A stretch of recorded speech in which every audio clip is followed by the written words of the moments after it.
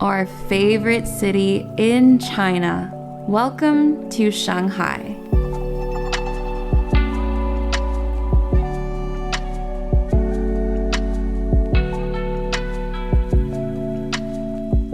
With a massive population of around 25 million people, you might feel intimidated navigating Shanghai. If you're anything like us, you want to see it all and do it all, but have no idea where to start. With only 2 full days to explore this thriving metropolis, we want to show you guys some of the best things to do and some great places to eat, all without breaking the bank.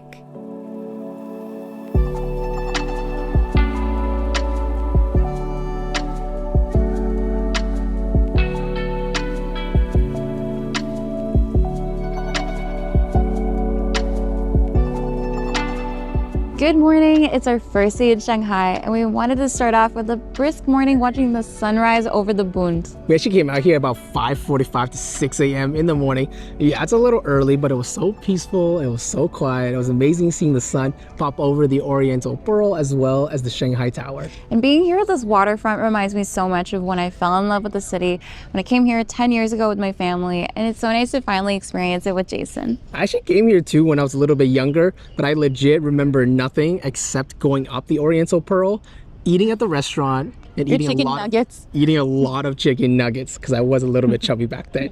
But either way, it's really cool here at the Bund, not only with the architecture, but it's so cool. Earlier in the morning, a lot of the seniors will come out here like to fly their kites. They're doing this little like flag dance. And it's like a dragon. I think they're kind of practicing for a routine. But I think the plan right now is for us to continue walking along this beautiful waterfront, taking in the architecture that's so European, and then we're gonna head out to breakfast.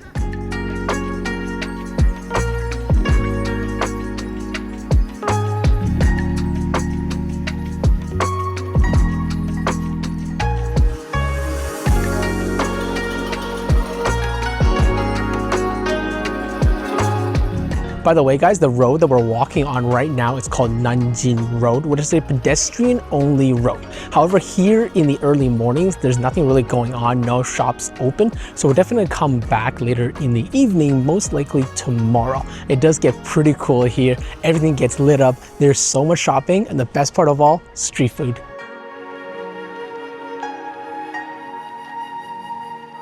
Got dancing on one side of the street and Tai Chi sessions on another. They look so cute. I really want to join them in their little outfits. Yeah, I don't think you would be allowed in, babe. I'm pretty sure they are much more skilled than we could ever be at Tai Chi. They could teach us. Actually, we did try Tai Chi once in Vietnam. Yeah, on the boat. A cruise. She did some Tai Chi. That was actually kind of cool. You know what? Maybe you are worthy of joining them. Yes, I am. You should go.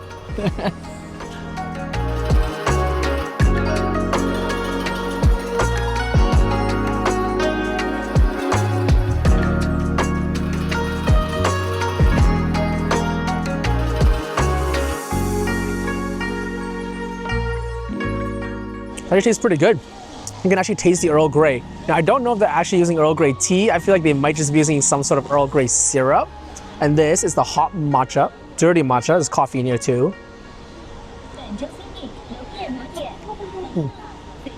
You definitely taste the matcha, but it's not super hot. It almost tastes just a little bit like warmer. I do wish it was a little bit hotter, but the taste is actually quite good. But best of all though, I think the price is what makes these coffees super attractive. Also, by the way, Shanghai has the most number of cafes in the world. I think there's something like 6,000 coffee shops in this entire city.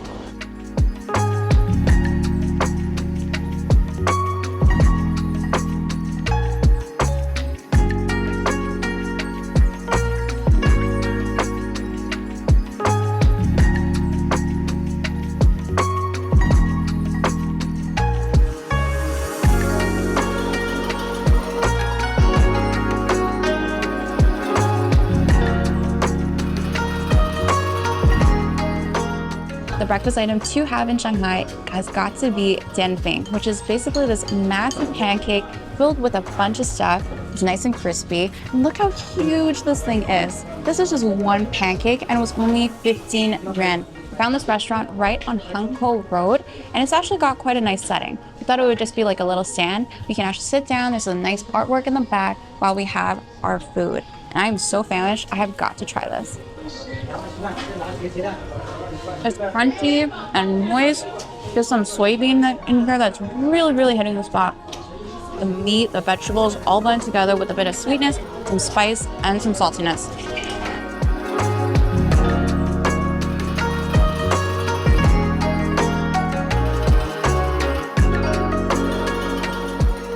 After that pretty big breakfast, we had to go and walk it off. And currently we are walking through People's Park. It's a city park located right in the heart of Shanghai. And it's giving off the Central Park vibe with all of the water features. There's this massive pond right here with a ton of koi fish. The trees are giving a ton of shade, and there's definitely like many intricate veins throughout this entire park. But of course, Central Park is significantly bigger. Here, you can't really bike through, it's more of walking paths. So at the end of this, we'll let you guys know if it's actually worth coming here or not. But if you do want a little bit of peace and quiet away from the city, this is the place to do it.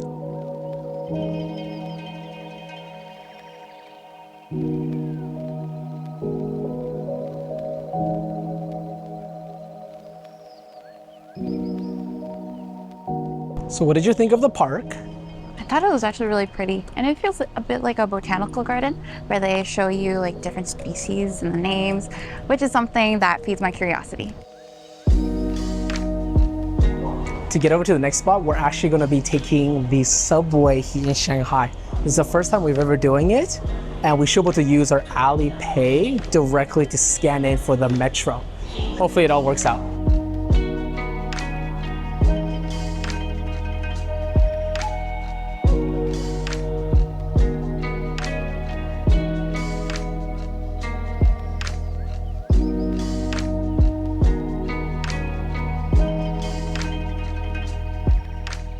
I love how easy Alipay makes it so that you can take public transport here in China. All you have to do is open up the QR code inside of your transport app, scan in, and then you're on your way.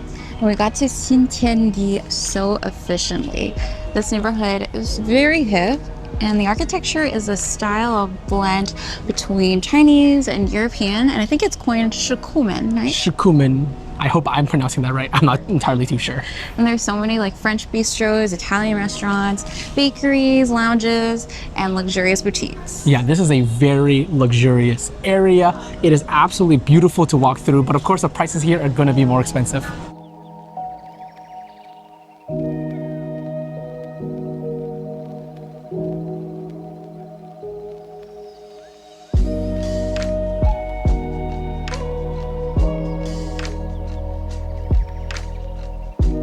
We're pretty hungry walking around, so we came back to the People's Square area, specifically the Si Yuan commercial building. And here you're gonna find a Shanghai specialty soup dumplings. Specifically, the shop that we found is called Chan San. I was super excited. We've been dreaming about eating this for a long time.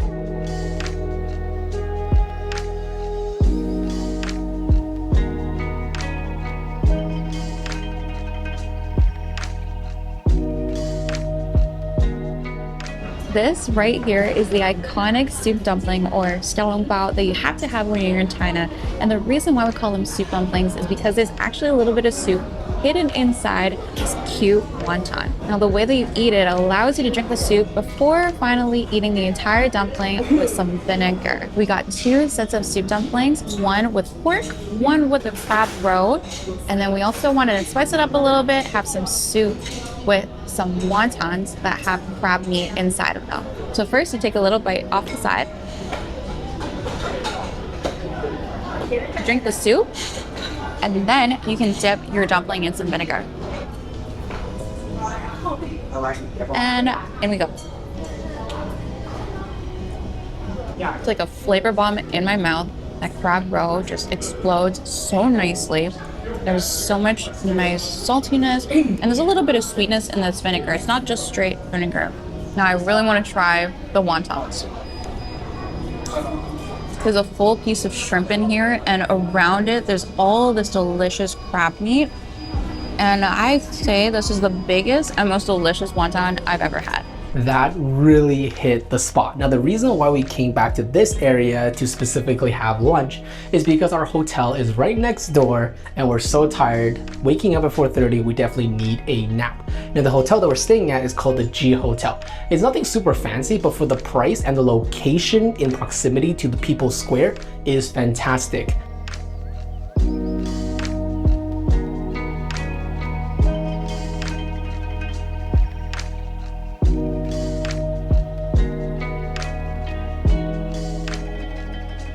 After our little nap and grabbing a quick cup of coffee, we are now energized and ready to catch a spot for sunset. So we have came over to the North Suzhou Road, which lines the Suzhou River. And our goal essentially is to go and look for the best view of the Pudong area, and specifically the Oriental Pearl. Now, along this road right over here, you're gonna get these sweeping cityscape views. It's gonna be absolutely gorgeous. Hopefully sunset is gonna make the views even better.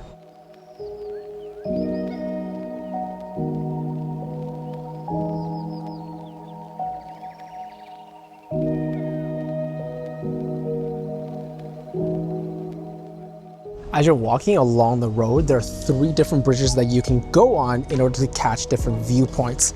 Now, the very first bridge that you're going to hit, North Sichuan Bridge, that one is fantastic to catch a sunset on the western side. But the other 2, as you go closer towards the Bund, that's going to be the best for the cityscape.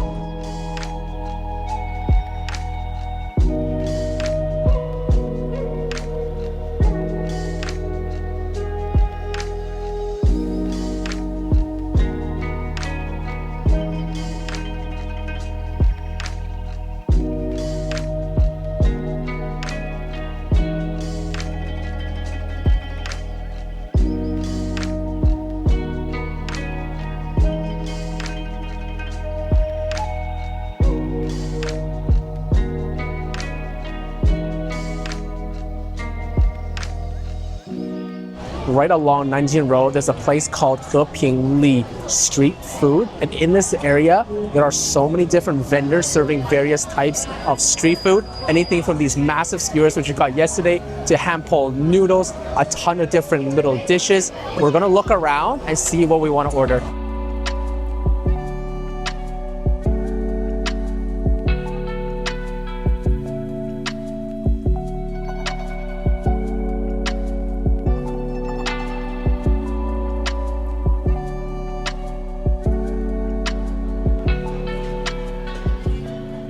Flavor, so good. Those noodles are soaking up the soup so well right now. And I love that it's topped with so much cilantro and green onion. But this is just the first course. We're planning on getting some other dishes in a bit.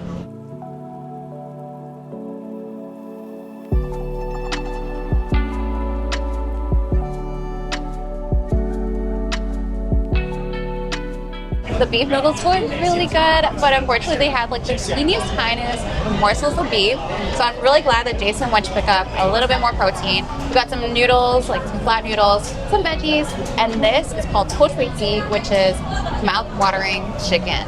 Also, the noodles are actually a Shanghai specialty, and these noodles are actually my dad's favorite style of noodles.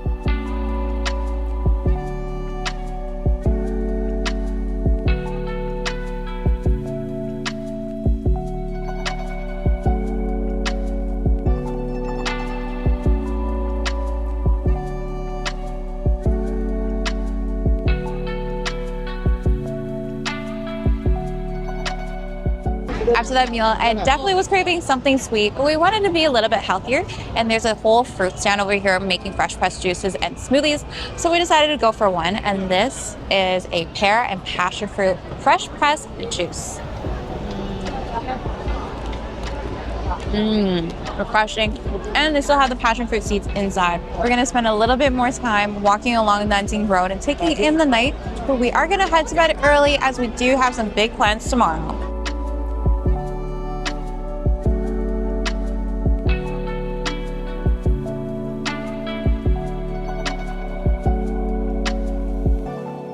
For our final day in Shanghai, we wanted to hit up two major spots in the city, starting off with the Yu Yuan Gardens. This is by far one of the top things to do here in Shanghai, and there is a cost associated to it. It is 40 yuan, and it opens every single day except for Mondays. However, if the Monday lands on a public holiday, then it is open as well. And it was really busy, even coming here at 9 in the morning. The line was already building, and we got here 20 minutes before opening time. Yeah. The amount of crowds that come through here, especially on a weekend, is absolutely insane. The first impressions, walking through here, it is super vibrant, super green, and it does take about half an hour to 45 minutes to walk through the entire gardens.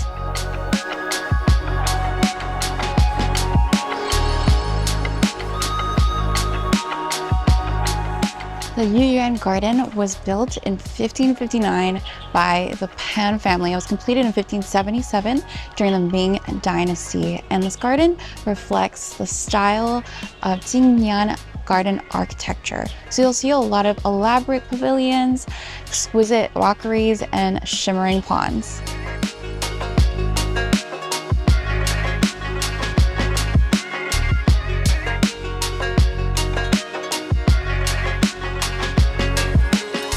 Another big part of the Jingyan architecture style is these zigzag bridges that you don't typically see in other gardens. You also see these round, beautiful white archways that we went through.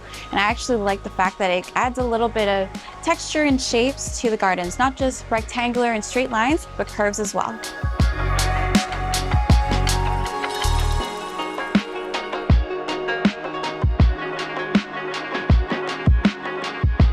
The entire area surrounding the gardens is filled with this beautiful ancient architecture, tons of good street food, as well as shopping. Now, the reason we're not going to explore this area just yet is because we do want to come back later in the evening when everything lights up. It's going to look absolutely beautiful then.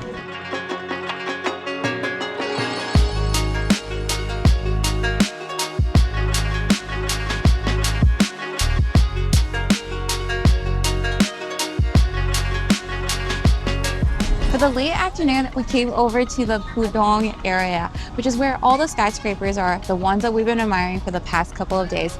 And there isn't too much going on here because it is a financial hub, but it is nice to finally get the chance to get up and close with all of these landmarks. It's crazy to think that about 30 years ago, essentially this entire area was pretty much like farmland and some fisheries. But in that short amount of time, they transformed it into something so incredible, something out of cyberpunk, really. Right now, we're literally just standing right in front of the Oriental Pearl, and it's just so cool to stand among them.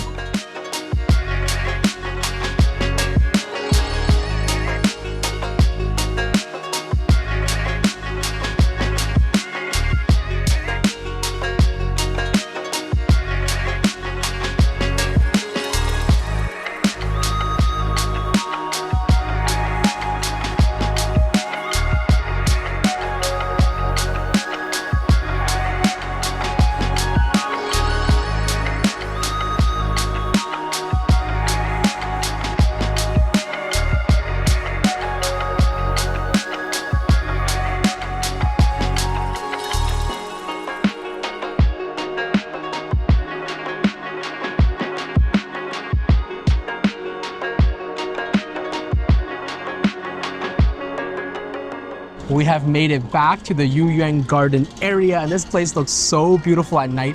All of the old architecture is fully lit up, and the best part of all, they actually close many of the major streets from cars, so it's pedestrian only. And there's some music playing as well. It's very crowded, so definitely a good thing that they closed down the road so everybody can roam around freely, and it's so stunning. I actually cannot believe how beautiful it looks here at night. Trust me guys, it's great to see it in the morning because you want to see the gardens, but seriously, if you have a chance, come back at night.